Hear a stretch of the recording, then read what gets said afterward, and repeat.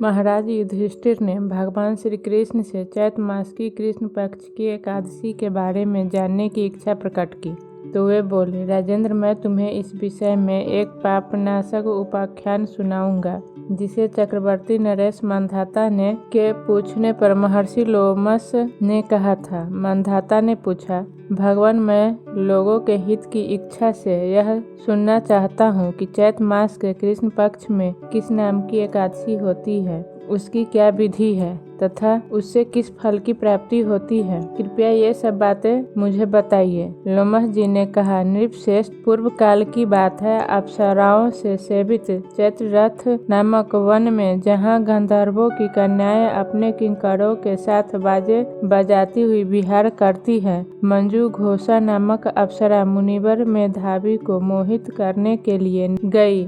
वे महर्षि Chaitraratha one में रहकर ब्रह्मचर्य का पालन करते थे।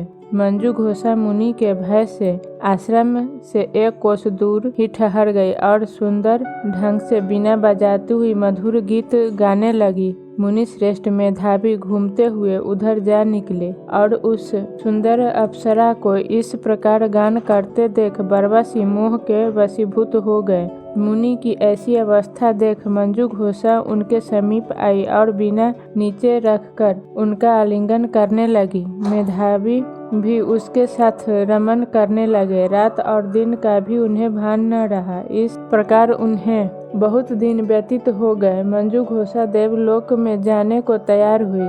जाते समय उसने मुनि श्रेष्ठ मेधावी से कहा, ब्राह्मण, अब मुझे अपने देश जाने की आज्ञा दीजिए। मेधावी बोले, देवी, जब तक सवेरे की संध्या न हो जाए तब तक मेरे ही पास ठहरो। अप्सरा ने कहा, विप्रवर, अब तक न जाने कितनी ही संध्याएं चली गई। मुझ पर कृपा करके बीते हुए समय का विचार तो कीजिए। लोमस जी कहते हैं, राजन, अप्सरा की बात सुनकर मेधावी चकित हो उठे। उस समय उन्होंने बीते हुए समय को हिसाब लगाया तो मालूम हुआ कि उसके साथ रहते हुए उन्हें 57 वर्ष हो गए।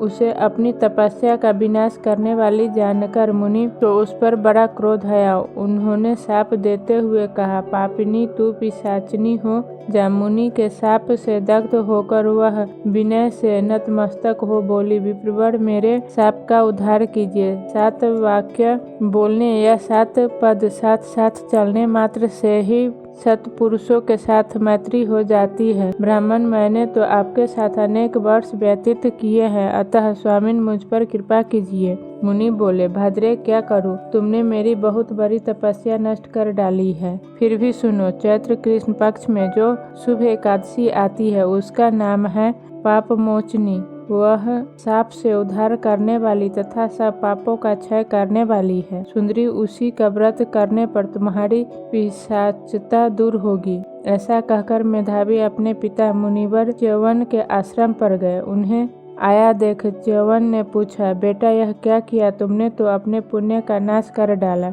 मेधावी बोले, पिताजी, मैंने अप्सरा के साथ रमन करने का पातक किया है।